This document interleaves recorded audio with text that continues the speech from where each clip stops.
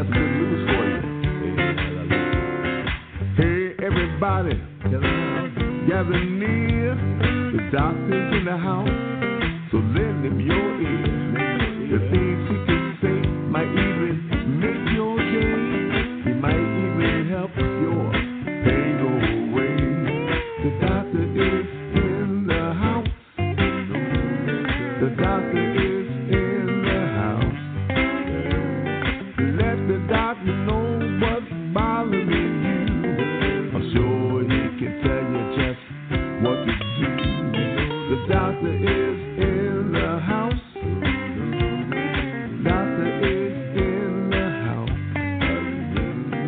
Let the doctor know what's bothering you. The doctor is in the house. If you have a pain, call a doctor. If you have a sprain, call a doctor. Let the doctor know what you're going through. Let him tell you what's good for you. Because the doctor is in the house. The doctor is in the house. Call a doctor. Call a doctor. Call a doctor. Call a doctor. Tell me what's happening now. Hey, ladies and gentlemen, welcome to another episode of Dr. Ron Unfiltered, Uncensored, with our special guest, Dr. William Wong, talking about enzymes and the things likely to kill you.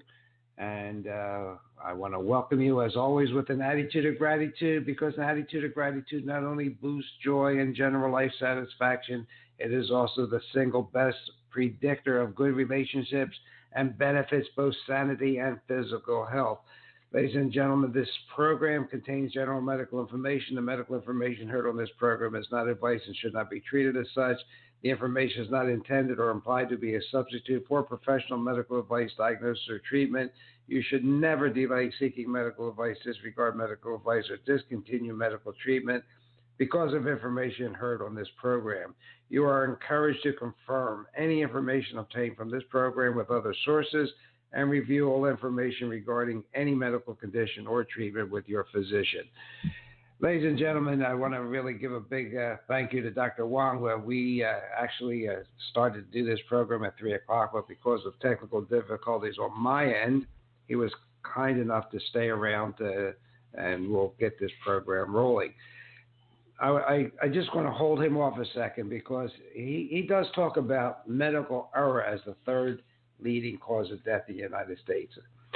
And I want to just bring that to your attention again, because you could take all the vitamins, eat the best you can or whatever, and take Dr. Wong's Systemic Enzymes message, take the parent essential oils, take your probiotics, your prebiotics, but, you know, if you get tied up in the medical system, you really have to have an education. That's why you have to listen to shows like this one. The last remaining religion is medicine, ladies and gentlemen. Take a look at the Sloan Kettering. It's like a temple, and the priests wear white coats, and they speak their own language. Do you understand what they're saying? Patients tend to bow down to that. Never underestimate the power of authority, ladies and gentlemen. What happens when religion masquerades as medicine and seeks to summarily eliminate all competing belief systems? When we are told that there is one truth, and that truth is consensus-driven medicine, perhaps the 110 bills introduced across the country to eliminate religious and personal belief exemptions to vaccination are symptoms of this insidious process. Ladies and gentlemen, you have to be the CEO of your own body. You must take control and be informed. And to that extent, before we have Dr. Wong, and his, by the way, he had on Blog Talk Radio on Dr. Ron Unfiltered, Uncensored, the most listened to podcast of the year. So he's not even going to get a prize. Isn't that a shame? But we'll talk about that. So look, just be conscious. Will your next doctor appointment be infiltrated with misinformation? Just bear with me. The room goes dark. There's a single bare light bulb shining directly in your eyes, and the person is saying, "Are you taking any vitamins? How about herbs? Can you tell me about your supplements?" And that's what your doctor's asking you. Do you own a gun? It's an interrogation, masquerading as a counseling session. There was a report in Medscape. Your doctor is supposed to tell you that you're wasting your money, that you're exposing yourself to harm. If you don't have a clear medical indication for a particular supplement, whatever that means, this isn't one random out there report from a whack job. It's a concerted effort of this religion. And they're not just working behind the scenes to manipulate the feds. They're going right to you. They're not trying to hide it anymore, ladies and gentlemen. The mainstream has openly declared war on vitamins and supplements. They're proudly pushing a prohibition plan that would force nearly every nutrient you use off the market.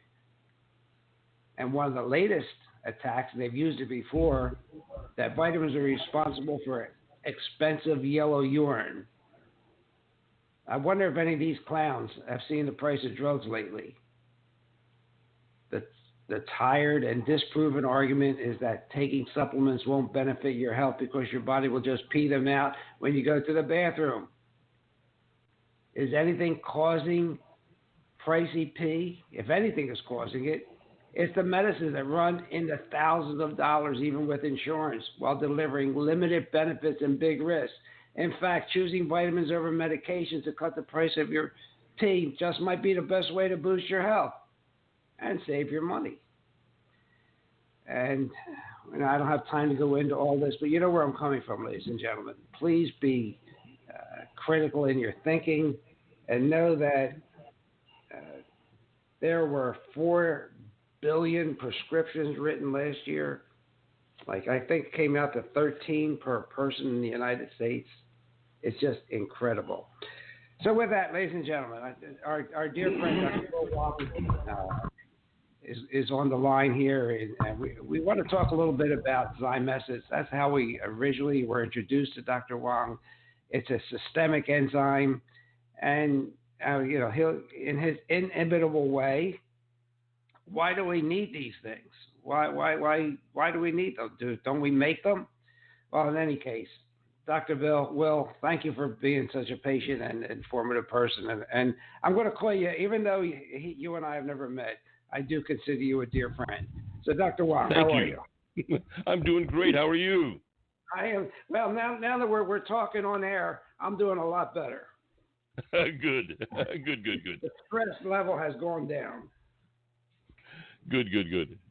So, what the purpose of this program has been over this past year is mainly change from one to education, giving our listeners the information they need so they could make informed decisions. And wherever the science takes us, not everything is double blind. In fact, I did a program a couple of weeks ago where I showed our listeners how $183 million paid to doctors for phony research. So not everything is science, but you got to know how to read the research. Exactly. So in any case, you're right. And you and I've some of the worst and scammers I've met are the Ivy Leaguers, all the Harvard and the Yale docs. Yep, and now ProPublica is making it public. I mean, they have docs for dollars. You can go and look up what your doctor is making, and we'll look up any institution. So now they can't hide. So a little bit of transparency is coming into the picture. So, well, the thing that brought me to you was zymesins because of my brief encounter with Hans Nieper, and I think of any 1, 2, or 3 supplements that I would take if I had my choice and had limited income, zymesins would be one. And do you agree with that, and why? Yep. Enzymes, the proteolytic enzymes, the protein-eating enzymes in our body decrease in production after age 27. Before age 27, we're pumping them out by the tablespoonful. After age 27, we're doling them out by the eyedropper full. because we make a finite amount of enzymes in a lifetime. Those enzymes are used for a few thousand different things, not the least of which is making vitamins and minerals work. One of the reasons why lots of folks don't get much of an effect from the vitamins and minerals that they take is because all vitamins and minerals are coenzymes or cofactors, and they need to latch onto a proteolytic enzyme to actually work. So for all those folks who are peeing yellow, who might have not have the greatest absorption of their vitamins, minerals, herbs, or any other nutrients, if they increase their level of proteolytic enzyme activity in the tissues and in the blood, you get greatly enhanced absorption and utilization of all the vitamins, minerals, herbs, and everything else. So we do have a finite supply. They are critical for metabolic processes and absorption of nutrients, correct? Yep, yes. And 3 days after you make your last drop, 3 days after the pancreas makes its last drop of proteolytic enzymes, you're stone cold dead. That's how important the enzymes are, because the enzymes are biocatalysts. You can't bat an eyelid without one of these enzymes or their downline enzyme metabolites. So, what properties do the systemic enzymes do? Do they have other properties? Are they antiviral and so forth? Do they have other properties that our listeners should know about? There are 5 main actions of proteolytic enzymes in the human body. The last one of which is digestion. The first ones are acting as anti-inflammatories. The enzymes eat the circulating immune complexes, the pro-inflammatory cytokines that your immune system makes to create inflammation in specific places. Instead of trying to do what aspirin or the COX-1 and the COX-2 inhibitors do, of stopping your body from making cytokines, all cytokines. Some cytokines are good, some cytokines are bad. Some of the cytokines go to run your kidneys, to maintain your intestinal wall, to clean out your liver. If you stop those cytokines, that's why we have the side effects of the non-steroidal anti-inflammatory drugs. That's why we have the liver toxicity. That's why we have the kidney damage. That's why we see the hemorrhaging intestines, because those, the aspirin, the ibuprofen, naproxen, Relafin, Vioxx, Celebrex, all of that stops the production of cytokines, of all of them. The enzymes are very, very specific. The good cytokines are protein tagged as being endogenous, as belonging to the body. The cytokines that cause inflammation are protein tagged as being exogenous, as not belong to the body. The enzymes are really specific and only eat the enzymes that are tagged as not belonging. So the enzymes go in there, they eat those pro-inflammatory cytokines and help to maintain inflammation. The enzymes also are the only thing on God's green earth that can lower your overproduction of fibrin and fibrinogen. So, for example, if you've got postoperative scar tissue, you've got scar tissue growing after an abdominal operation, you've got scar tissue growing after a broken arm, you've got scar tissue growing after some sort of an injury, exposure to smoke, radiation therapy in your lungs, you can eat away at that scar tissue using the enzymes, which is something that they've been doing in Central and Eastern Europe and Asia for decades, since the 60s. They haven't done it here yet because, honestly, medicine makes more money if you get sick and stay sick here. Absolutely. I mean, absolutely. You know, I will go into that when we talk about how things likely to kill you. It can be the medical profession. So they are anti-inflammatory, and then I think our listeners know that chronic inflammation is the basis of most diseases. And so, oh gosh, yeah. Everything from cancer to Alzheimer's. Even Alzheimer's. Yep. In Alzheimer's, what happens is you have a low-grade chronic inflammation, just like we see in, let's say, mononucleosis. Okay, low-grade chronic encephalitis, and what happens is the body begins to create scar tissue, which in case of the brain is called an amyloid deposit, or also called protein cross-linking, and those amyloid deposits short circuit the brain signals and cause the dementia. They also cause a lot of brain shrinkage. So in the case of the enzymes can lower the inflammation and eat away at the amyloid deposits. There was a comic not long ago, a few years back, who died of amyloidosis. And I believe that some of his friends had contacted me about him getting on the enzymes and helping to lyse away at all that stuff. But his doctors told him no, it would never work, and the guy was dead a year or two later. Needn't have happened.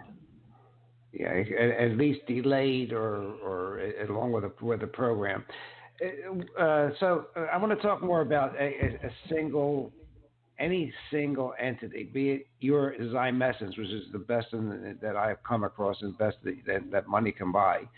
Thank you. But it's true. I mean, I've so many of my friends, and when I was on the air with Dr. Jerry Smith, I mean, a lot of his clients, they all did really well with Zymessence. So, but would you?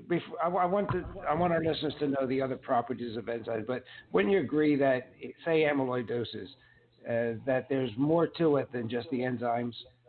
Oh gosh, yeah. There's there are a whole bunch of other factors. I'm not saying it's a cure.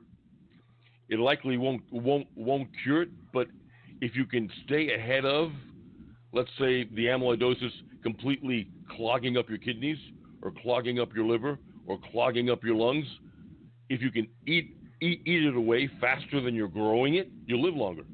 Absolutely. And I just had a friend die of amyloidosis of the heart. Never contacted me, never did anything, but went to the ivory tower, and they did absolutely nothing. And if anybody gave him a suggestion for alternative treatments, they would say, "No, we don't believe in that. You're wasting your money." And he died in a year. Yep. You know, you had mentioned Sloan Kettering before. The joke in New York is that at Sloan Kettering and at not Roosevelt, Einstein, no one gets out alive. Huh. Patients walk in and they get carried out. No one ever leaves that place alive. I had a dear friend had prostate cancer, was doing quite well until his friends had said, you should go see Sloan. 6 weeks later, he was dead. Yep. 6 weeks. 60% of chemotherapy patients die of the chemotherapy. And only 10% of the oncologists would give themselves the treatment that they mandate for everyone else. Think about that. That was a study done of a few thousand oncologists in the United States. It was an anonymous study, so the docs didn't have to put their names down. They just had to be honest. Only 10% of them would give themselves the treatment that they administer to others. Most of them do nothing because they knew that they'd live longer doing nothing than if they did chemo and radiation. Wow. Well, to use one of your favorite phrases on your podcast, less white, we digress. Let's get back to the properties of enzymes.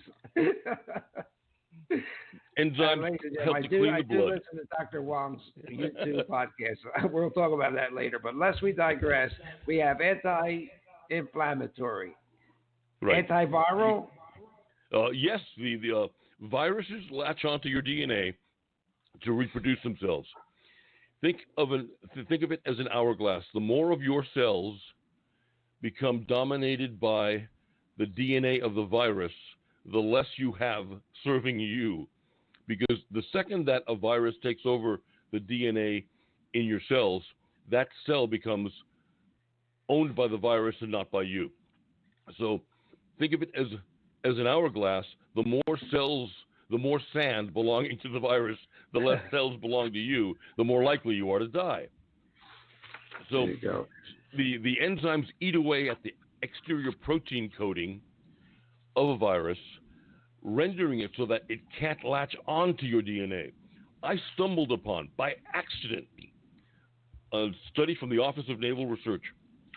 Some physician, pharmacologist captain had written a paper because apparently one of the top secret things the Navy has in terms of fighting biological warfare, and let me just preface this by saying that the Navy is probably the lead organization in the United States on building biological warfare bugs. The Office of Naval Research said that they had created a broad spectrum antiviral using proteolytic enzymes. And when they listed them, it sounded a hell of a lot like the stuff that's already on the market now. Probably highly refined, probably pharmaceutical grade, probably this, probably that. But I made the mistake of only bookmarking the website. I didn't copy it. I didn't, whatever. And when I went back to it, it was marked top secret and inaccessible. Wow. So someone had misclassified it, just left it out there, and I had stumbled on it. So if the Navy anti-biological warfare people are using proteolytic enzymes to fight viruses, what's that tell you? Well, it tells you we better be a little bit more knowledgeable about them and start taking them. Yeah, exactly. So, all right, exactly. So what else? Do they do anything else? What about this? The enzymes help to clean the blood. Yeah. The blood is not only the river of life, it's the river of garbage. The blood carries oxygen, it carries nutrients, but it also carries waste material. If our livers aren't working efficiently enough, if the FC receptors in our liver aren't working well enough to rip apart all the garbage we have and dump it into the bowel, then what happens is the gunk begins to build up in terms of what a doctor looks at in blood tests.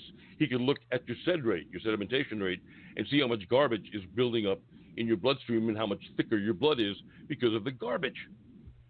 The enzymes help the FC receptors to work better, and in some instances do the job of the FC receptors to tear apart the garbage, to tear apart the dead material, to further metabolize the waste down to the point where the liver can just dump it into your bowel without having to process it, and bang, it's out of you.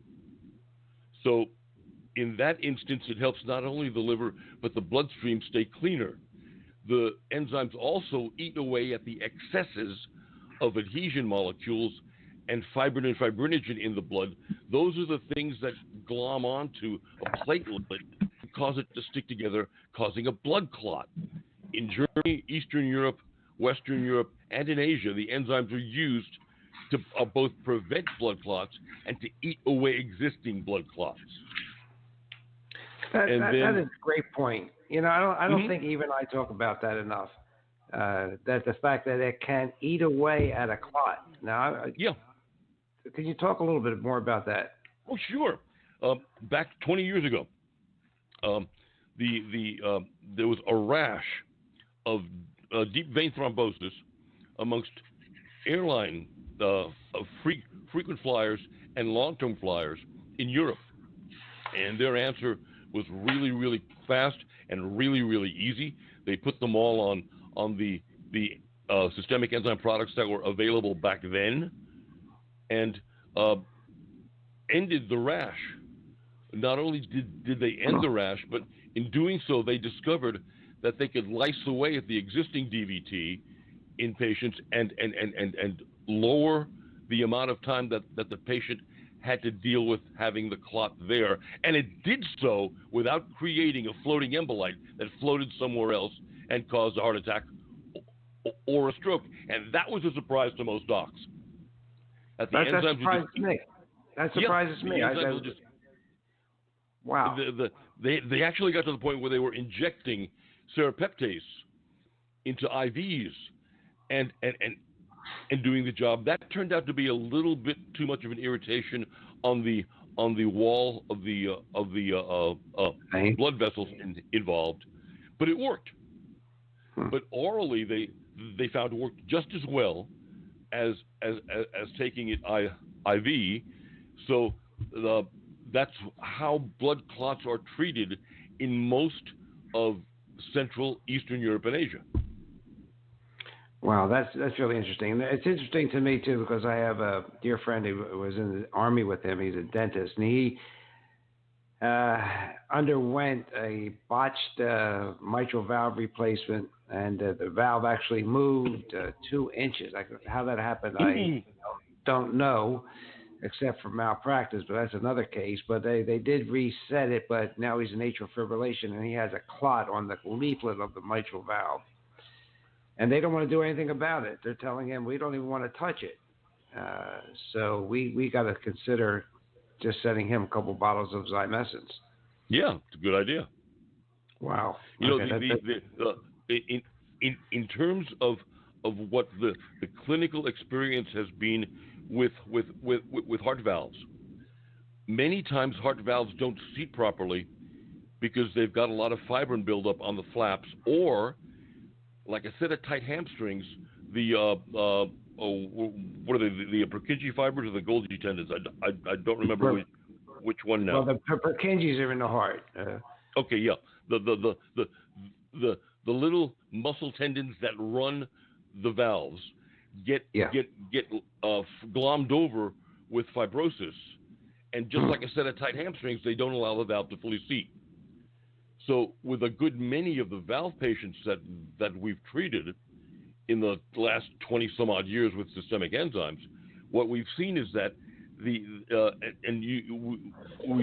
can actually have the imaging to prove that this has happened, the before and after imaging, that we've eaten away at the fibrosis that has accrued onto the flap of the valve, and eaten away at the fibrosis that has grown on the tendon of the valve, and the valve seats hell of a lot better.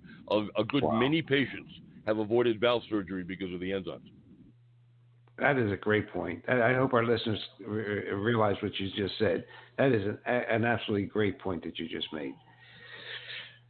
So that's part of their anti-fibrosis, even with myositis. And has your opinion changed about fibromyalgia?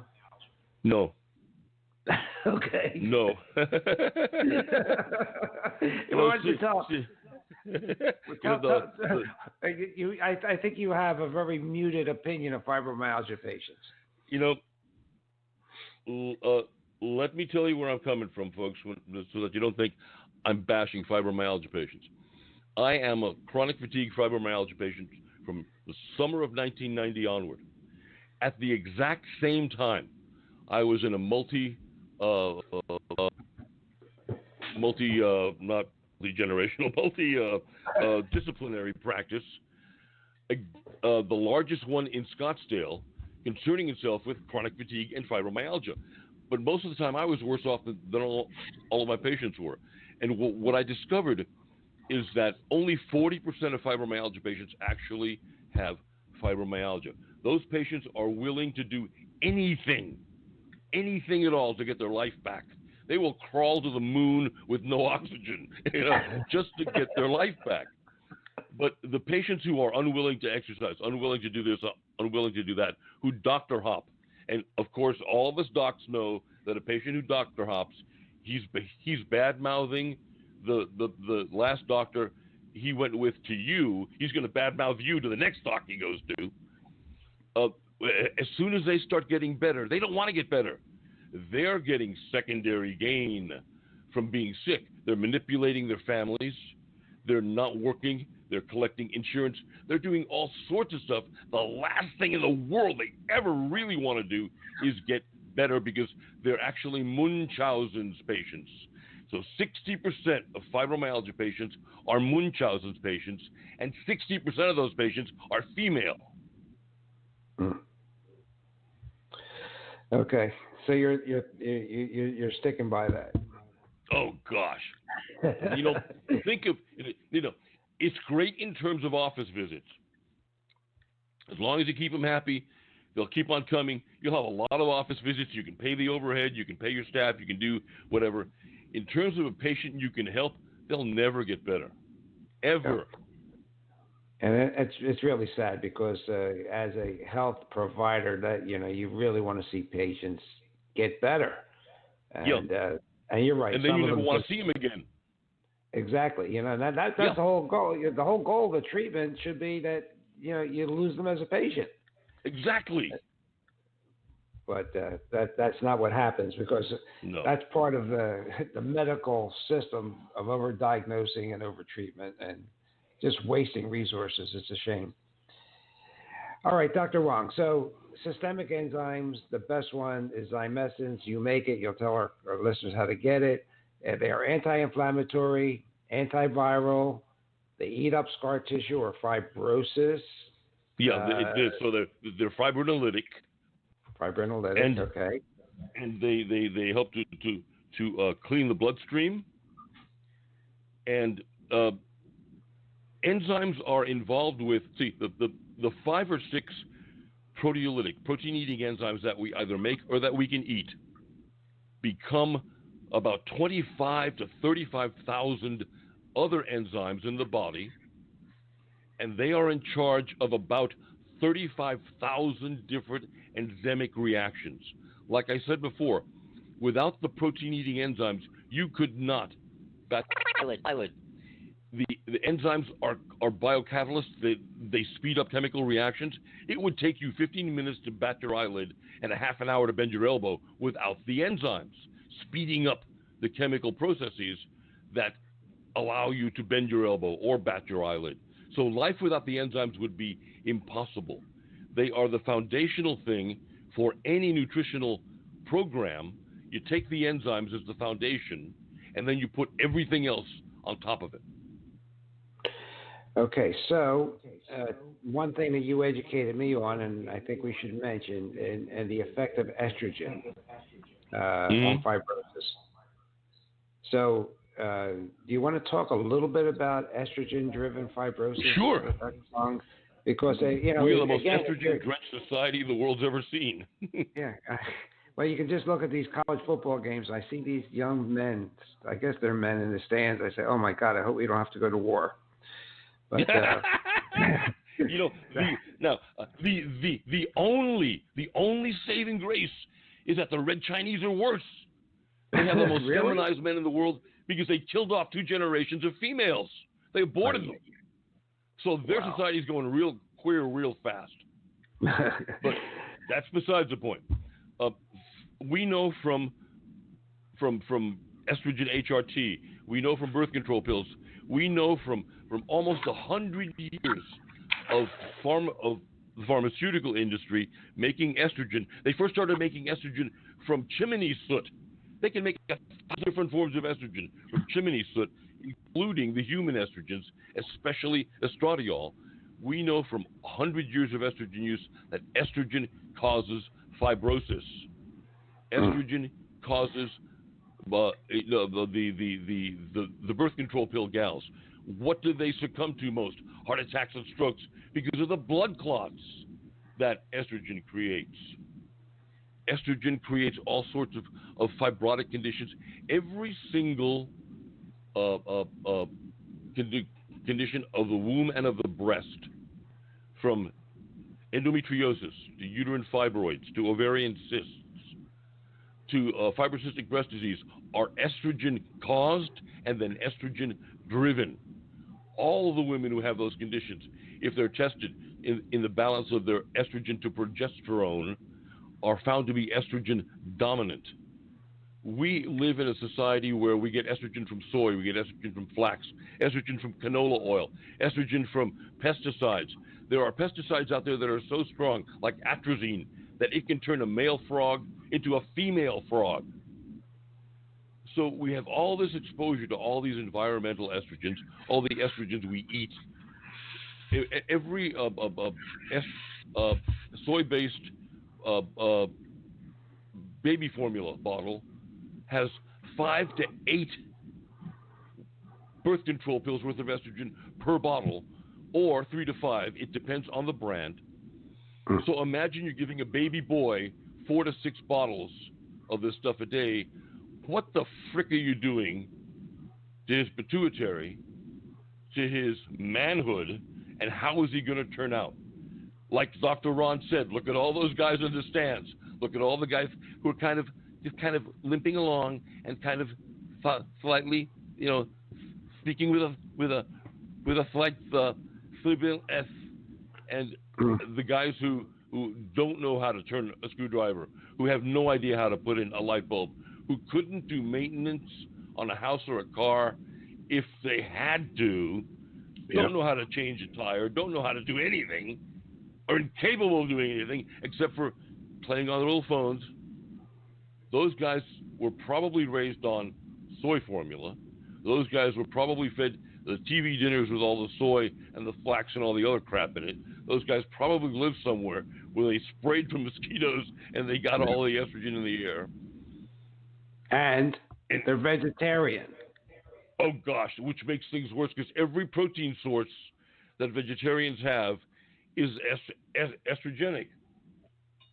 The protein is only found in beans and peas and seeds. All those are mini uterus, so they're estrogenic. Yep. And that gets us back to enzymes because from what I learned from you, estrogen promotes fibrosis. Yes, exactly. So the least you can do, if you want to have that lifestyle, which we have talked about a lot of times, especially from the Weston Price Institute, Weston A. Price, if you want to have all that estrogen in your body, well, there's another good reason just to use your zymesis, in my opinion. Right. To eat away at the fibrosis that the estrogen will cause. Yeah, I mean, it's a shame that you're trying to prevent fibrosis, and here you have a diet that it's more of a religion than a diet. I believe in vegetarianism. I believe this is good for me. I believe, gosh, if they believed in God like that, we'd be in great shape. Exactly. Thank you for saying that. You're the only other person who understands that all these diets are actually religions. Oh, absolutely, because they use that word believe. That's the only word they know. Yep. All right, Dr. Wong. I think enzymes are really critical, and it's one of the things that I always recommend as a basis for people that they say, I want to, I want to live a good life. I don't want this. I have arthritis and whatever. And I think it's really important. Is there anything else that you could think about that we should be talking about enzymes before we go to how the things likely to kill our clientele? If we think of the enzymes as being the foundation of a nutritional program, the foundation of a long life, the foundation of everything that we have ever thought of being in terms of health. I used to tell the story about Dr. Paul Bragg. Paul Bragg died at the age of, 96, 95, surfing in Hawaii. He fell off the board, got clonked on the head with a surfboard, got knocked unconscious and drowned. He had a full head of hair. He had all of his teeth. He had the body of a beach boy. He was still being chased by women.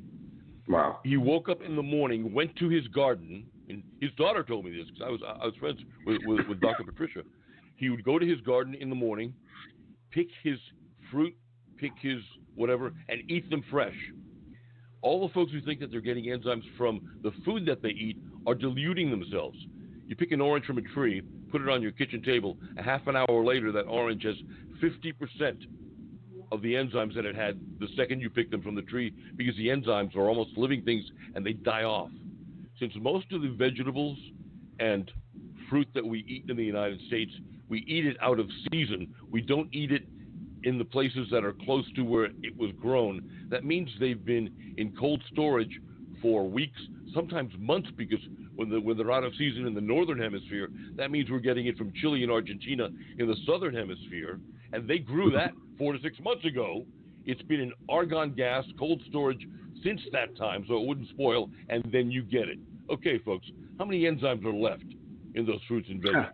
Not any. Yeah, absolutely right. Absolutely. And when you look at centenarians, they're eating right out of their gardens, out of their gardens. Absolutely. There's no packaging involved. Nothing comes out of a bag. So, great point. Well, ladies and gentlemen, I want to have Dr. Wong. He wasn't. You don't want to, but I'd like him to give you his website and how to contact his company. Why don't you do that, Dr. Wong, please? Sure. If folks want to listen to more of my rants and raves, you can go to the Dr. William Wong's Essentials of Life and Wellness channel on YouTube.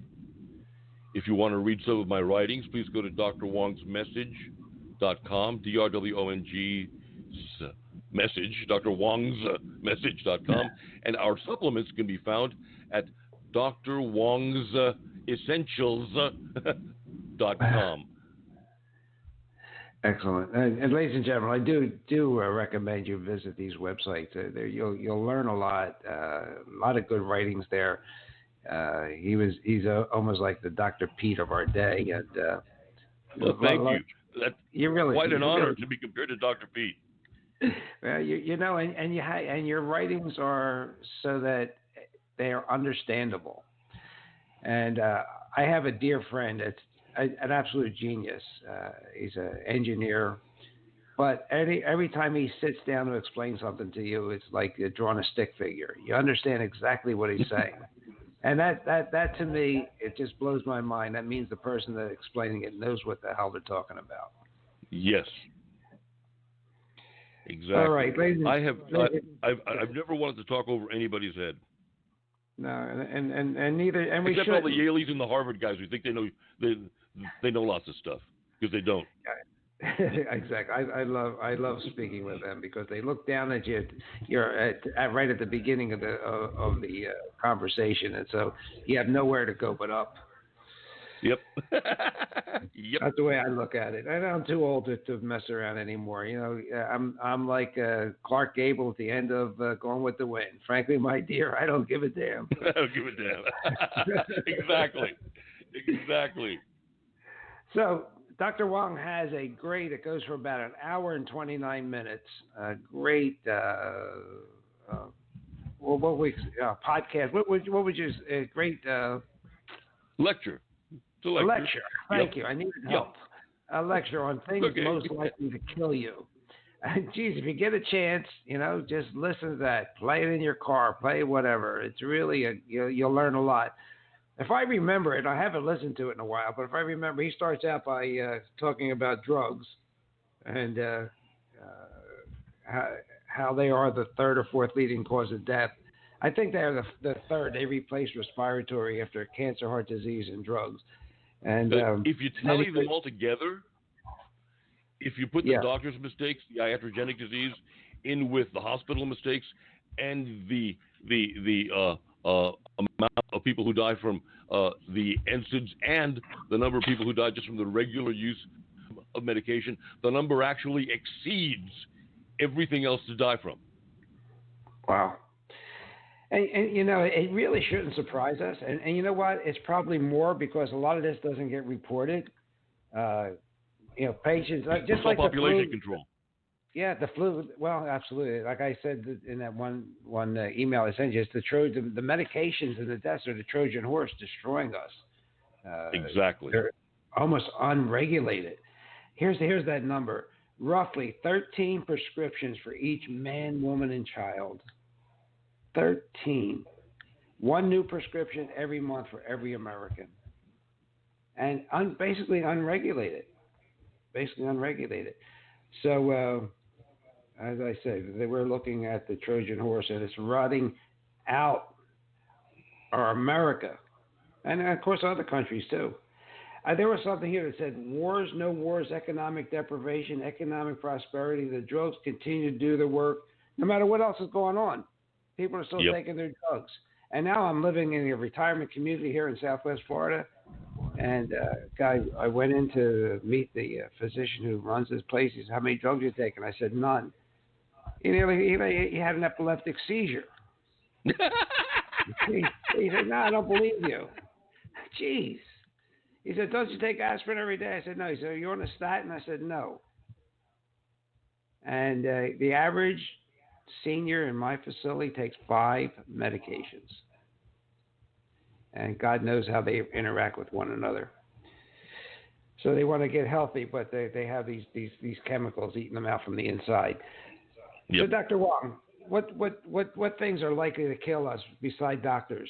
Because, there's that old story about a hammer. You give a person a hammer, everything looks like a nail. You give a physician a prescription pad, and all he knows how to do is write drugs. So that's my take on that. So, I mean, that's why we have so many drugs in this country. That's all they do.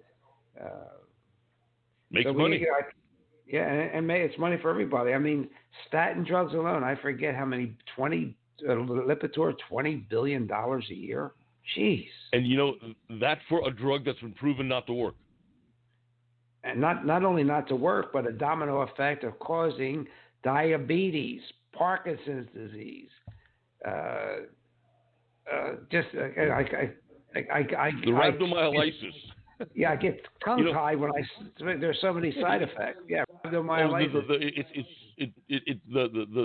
The side effects, the effects of the drug are actually worse than the disease they're trying to prevent.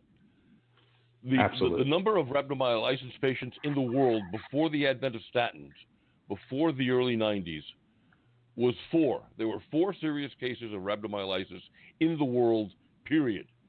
I knew one of those cases in boot camp 45 years ago. I saw my first case of rhabdomyolysis back then. Since the advent of the statin drug. Now, let me explain what rhabdomyolysis is, folks. Your muscles begin to dissolve away. All that dissolved protein goes into your kidney.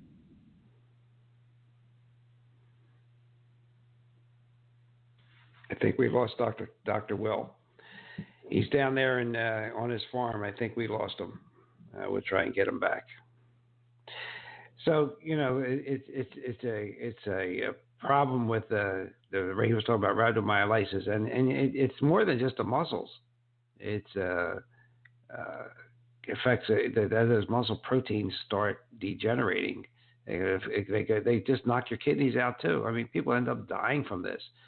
And I forget the exact figures, but there was only like 5 cases prior to the statin drugs. Now there's thousands of cases of rhabdomyolysis and many more that are just not as bad, but cause you to have aches and pains and so forth.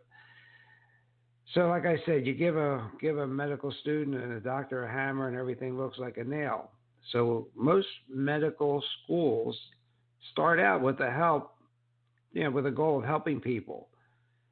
All right. And I think it's a great goal, but we use the tools that we're taught. I can or I must fix is a learned response from studying in medical school because we're studying abnormal pathology and pharmacological mechanisms of action. So the real question is, why are we not taught that nothing is sometimes the best approach, and whatever happened to watchful waiting or conservative management? But the big pharmaceutical companies promise a pill for every ill, and the medical device companies provide a tool for every procedure. We note that the federal government approval, the FDA, their approval for devices have a lower bar to reach than medications do. Magic bullet and quick fixes are much easier to sell than physical activity, nutrition, mindfulness, and other unattractive lifestyle interventions, all lumped together in that last 30 seconds of a 15-minute consultation with your physician while the patient is getting up to walk out the door. They just don't talk about all those things. The physical activity, the nutrition, the mindfulness, they can't do it in 15, 20 minutes. So it looks like we lost Dr. Wong, but I think we accomplished most of what we wanted to talk about today, ladies and gentlemen. We talked about systemic enzymes. Another interesting part about systemic enzymes is when we talk with Professor Peskin and Professor Peskin's parent essential oils, which have to do with the cell membranes. And the combination of these two supplements, if you had to take nothing else, this is what you want to take. So, because this is the last program for this year, we'll be back in January with a host of good guests, Dr. Ross, on supplements and diet that interfere with probiotics. I'm going to call it a day. I wish everybody a Merry Christmas, and we'll see you next year. Ladies and gentlemen, thank you for listening to Dr. Ron, Unfiltered, Uncensored, with your host, Dr. Ron. We are here each and every week. Thank you for taking the time out of your busy schedule. We bring you medical news that you can use.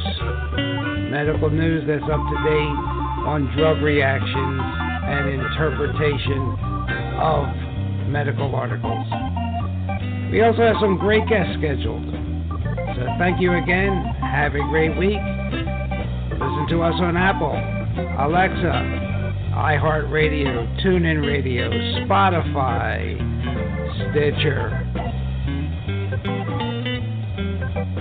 Ciao.